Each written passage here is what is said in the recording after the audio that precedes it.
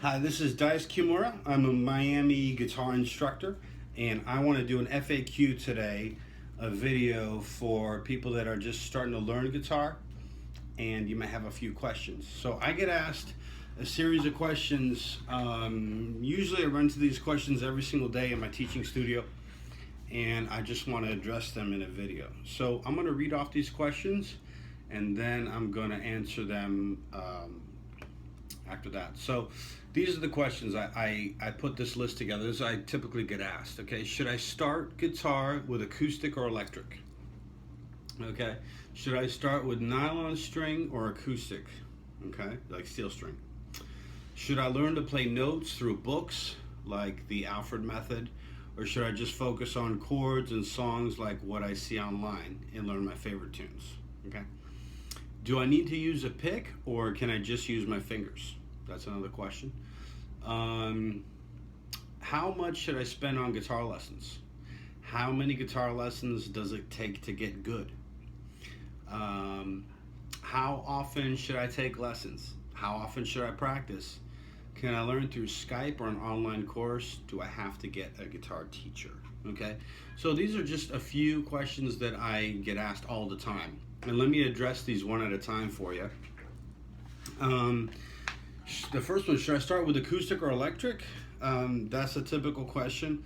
And there's a few factors there, deciding whether you should start with acoustic or electric. One of them is assuming you're a full-grown person, you're an adult, and you can handle any size instrument. The real question is, what kind of music do you listen to? What are your top 5 favorite bands?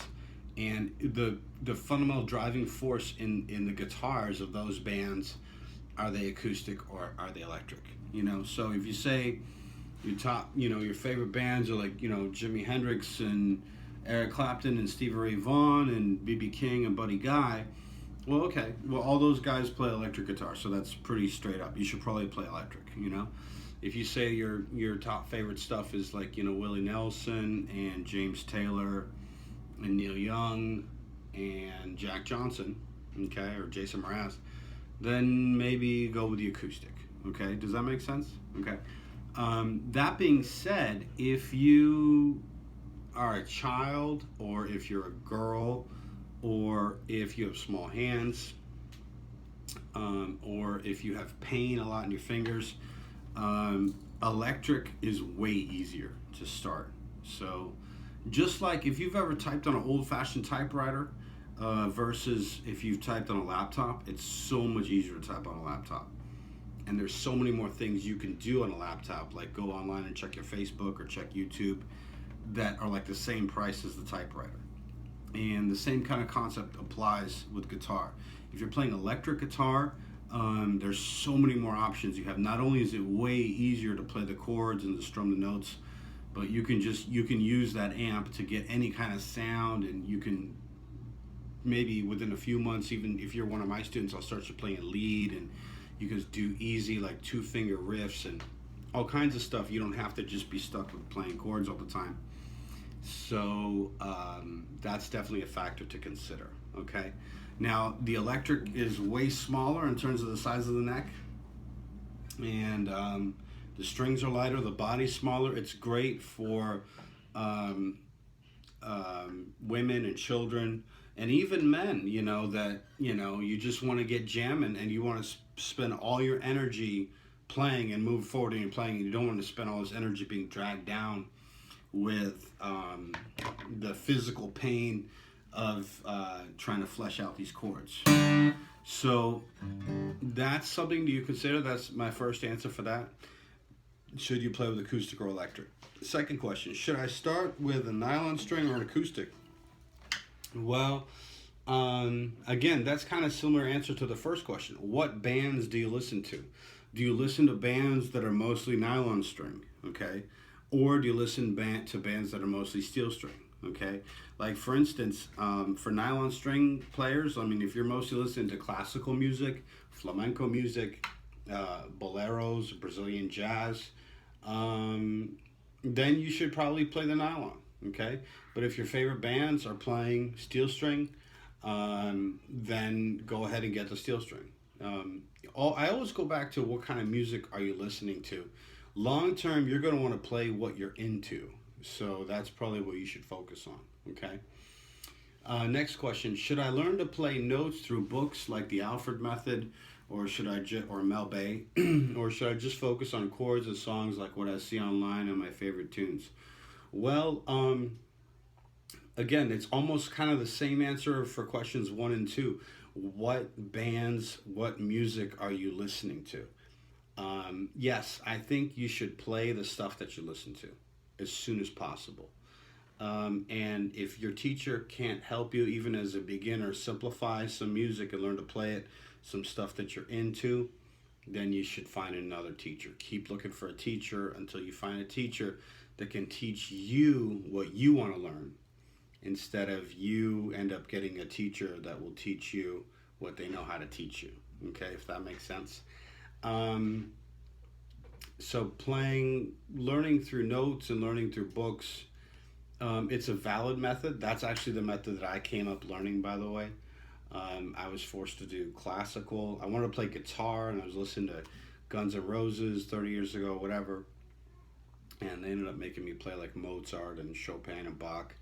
And I didn't really like it. So I hung around for like 6 years doing that, and then I switched over to the stuff that I listened to. And the difference is, when I played classical, I'd play 20, 30 minutes a day maybe.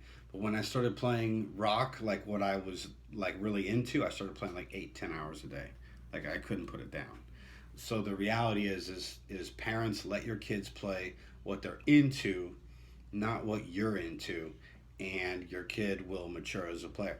Now, if you keep playing and you don't quit playing guitar, you'll eventually learn all that stuff and go back. You can always learn notes and music theory, but as a beginner, you want to get playing the stuff you want to play right away. And I think that's really, really important. And if you're really become a committed musician, you can always go back and learn how to read notes and learn jazz and learn proper stuff and everything. But it's really important just to get going. And the reality is, it's really hard to play guitar. A lot of people want to play guitar and they can't because it's hard. And assuming you bought a guitar and you're getting into lessons, that takes a lot of momentum. And just imagine that momentum is like a little candle that you have to stoke that flame to get the fire to burn. But if you put too many rules and regulations on the student, and you make them play classical or nylon when they really want to play electric, or you make them play acoustic and you make them learn through notes and learn Twinkle Twinkle Little Star when they really wanted to play, Sweet Home Alabama or something, then what ends up happening is that little candle, that flame gets flickered out, and they lose their drive, and all of a sudden their potential as a musician, it could have been there, but it gets destroyed. Okay. Next question: do I need a pick, or can I just use my fingers? Great question. Again, same answer as all the other ones. What do your favorite bands do? Are you listening to people that just play fingerstyle? Or are you mostly listening to people that use a pick? And you can research this and find out. Fingerstyle is like this with my fingers.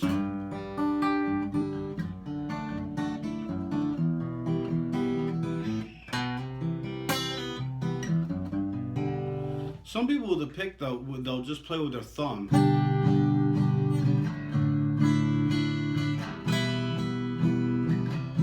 That's wrong. That's terrible. Please don't do that, okay? If you're going to do fingerstyle, I tell my students, then you should legitimately use real fingerstyle techniques. If you're going to use a pick, then use a pick.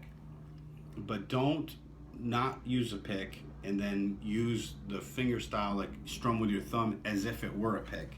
Because long term, that's not a good strategy. You're not going to have precision. You're not going to have control. You're not going to have attack. You're not going to have speed. And it's like a hybrid technique of really just laziness. You're too lazy to learn the real bona fide fingerstyle, and you're too lazy to go in with a pick. So you kind of changed it to, it's going to work for you for a few months, and then you're going to hit a ceiling of when that technique no longer works for you anymore. And then you're going to have to try to figure something else out. Okay. And at that point, you're going to wish that you spent those last couple of months already developing the right way instead of having to go back and relearn things. Okay. So figure out what your favorite top 5 or top 10 guitar players are doing, and emulate them. You know, Eric Clapton is a great guitarist. When he's playing electric blues, he's playing with a pick. When he plays acoustic, he plays with his fingers. You know, John Mayer played with a pick almost exclusively for a number of years, and then now he exclusively plays with his fingers. So does Jeff Beck. So it depends on who you're listening to. You know, I know Stevie Ray Vaughan, for the most part, played all with a pick. You know, so you got to listen to who your favorite players are and then choose the technique that fits with them. By the way, if you end up playing fingerstyle or with a pick as a beginner, you're not locked into that for the rest of your life. Like me, I play both fingerstyle and play with a pick too.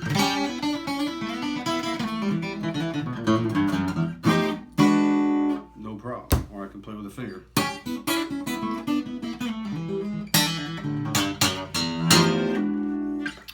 So, next question. How much should I spend on guitar lessons? Well, you want to get a good instructor, okay? You don't want to waste your time with a bad instructor that's going to teach you bad habits. So, it depends on what city you're in. So, I mean, I'm in Miami, and good lessons will run you anywhere from, I would say, anywhere from $45 an hour to $70 an hour, somewhere in between there. In other cities, if you're in more rural areas like Colorado or Montana or Arkansas, they could be cheaper. If you're in like New York, they could be more expensive, like $100 an hour. It depends, but be ready to pay for good instruction. If you're going to pay for lessons and it's difficult for you to afford it, make sure you practice to make it worth your while, and do your research. Get a good instructor that has great reviews and that you connect with personally, that knows how to get you excited in your music, and you know, and budget your lessons, space them out to make them worth your while. Getting cheap lessons can hurt you, and so just keep that in mind, okay? Cheaper isn't always better, okay? Make sure you like the way your teacher plays. That's really important. Don't get someone just because they have a bunch of letters after their name or they have a degree. Ask them to play for you, and if you like the way they play, then they can teach you to play like that, if that makes sense, okay? I get asked this next question all the time. How many guitar lessons does it take to get good? Man, that is a relative question, isn't it? That's like calling a gym and saying, how many workouts will it take for me to get skinny? I don't know. It depends on how fat you are, I guess, you know? It depends on what your definition of good is. How many guitar lessons does it take to get good? It depends. Are you practicing every day? Are you practicing 30 minutes a day, an hour a day? How often are you taking lessons? How old are you? How quick of a learner are you?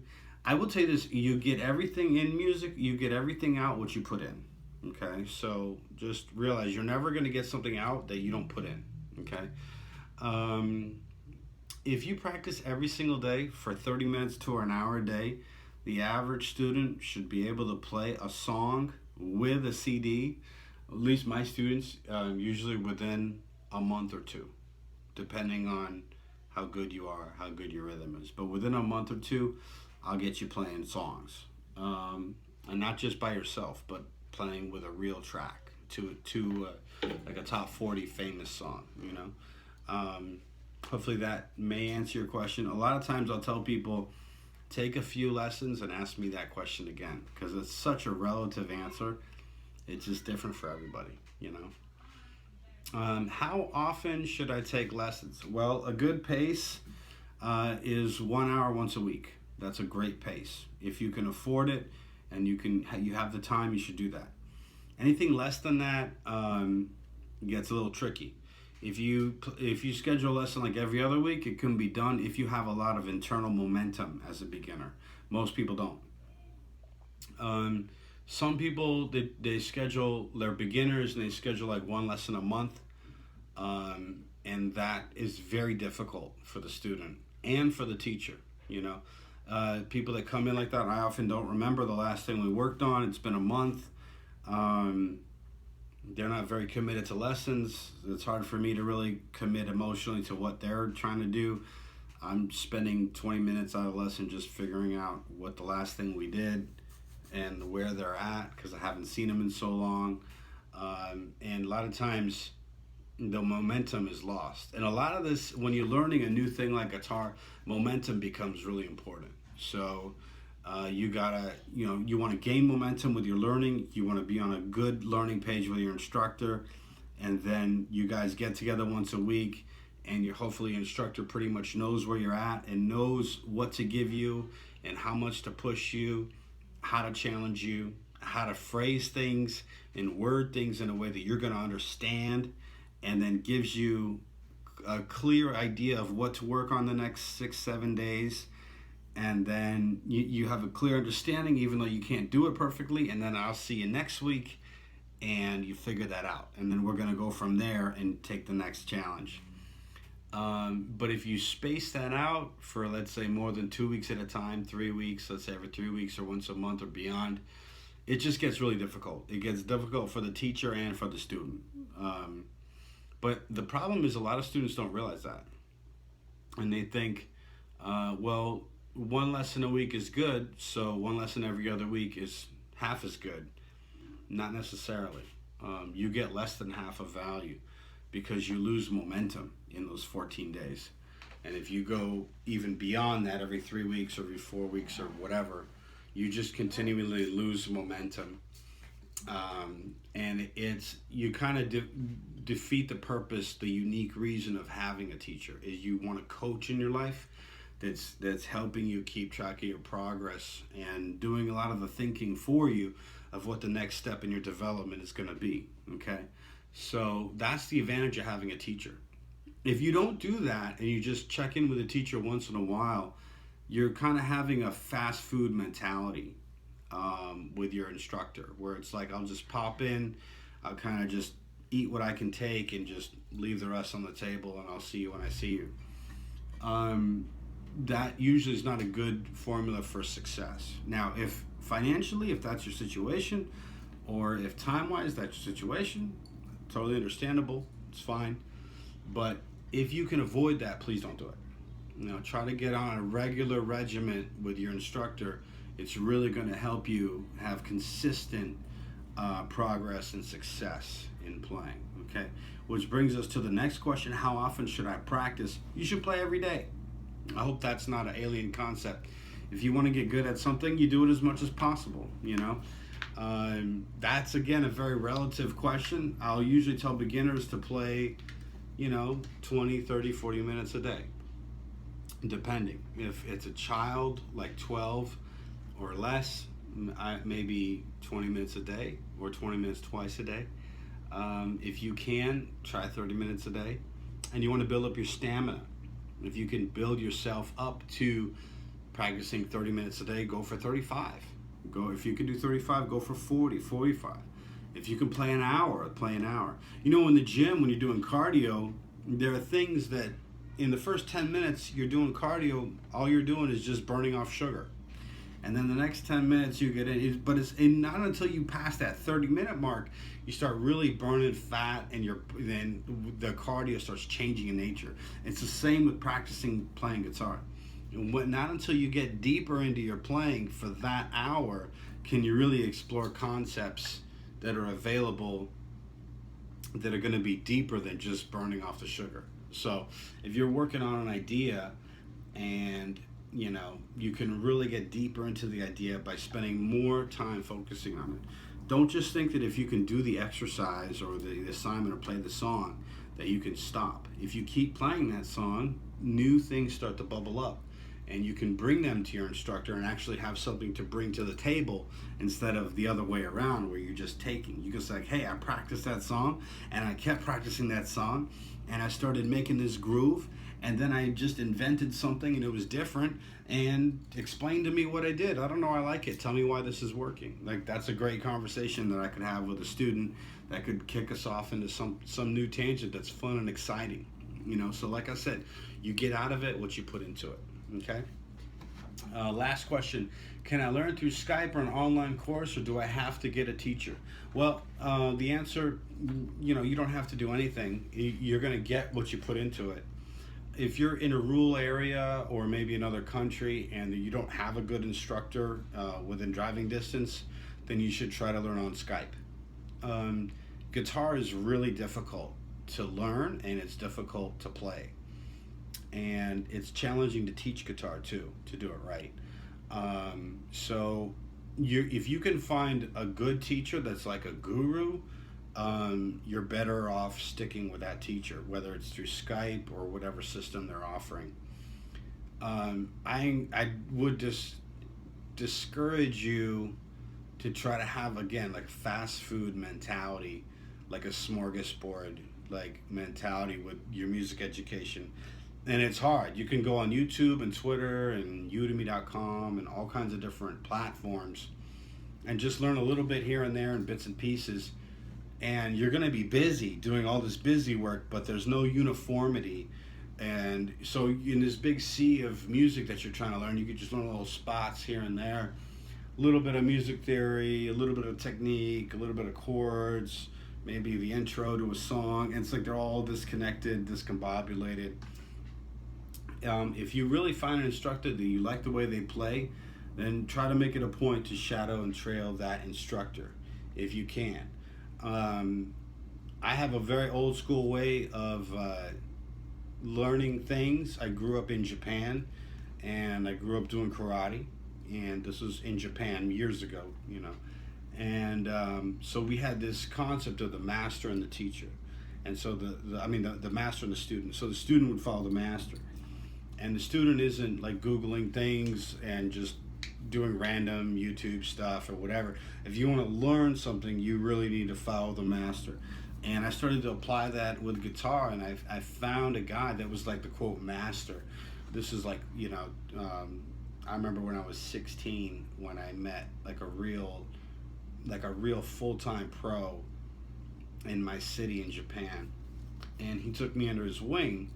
And I started meeting with him like once a week, but then I go to all his shows, and we would meet more than once a week and also talk on the phone. And eventually, over the years, we developed a relationship where he would come into the studio and he could help me with stuff I was working on. He was a real deal pro. And I started getting a very thorough education in how to play professionally. And my next move from there, within 2 years, I became a full-time pro in the United States, in Miami, when I moved here. And I can really trace it back to having a pro looking over my shoulder helping me. So to whatever degree you can get yourself under the tutelage or the discipleship of a real deal pro to be like your quote master, that's definitely a formula for success. And it's kind of anti or counter modern day like social media fast food culture, where it's like, you know, you just plug into YouTube and you learn a lick here. And nothing wrong with that, by the way. That's great. I learn stuff off YouTube all day. But if you don't have like a basic understanding of how to play music and how to play grooves and how to interpret songs and how to learn them online and stuff, you really need to connect with somebody that understands the big picture. So that's just a few FAQs. Please comment. I'll respond to everything I can. I've been a guitar player for 30 years. This is my 31st year actually, and I've been teaching guitar full time for about 15 years. So I've encountered a lot of different types of students, a lot of different questions. And keep in mind, I myself am a student too of the guitar, and so I'm a teacher of music, but I'm also a student of music. So a lot of these things that you may be encountering, I've actually dealt with in my own journey, and then in helping the thousands of other people that I've helped. So if you have questions or comments, if you agree or disagree to whatever I'm saying, please just comment, and make sure to like and subscribe to my channel for more similar videos. Okay, guys? Thanks so much. I'll see you on the next one. Bye-bye.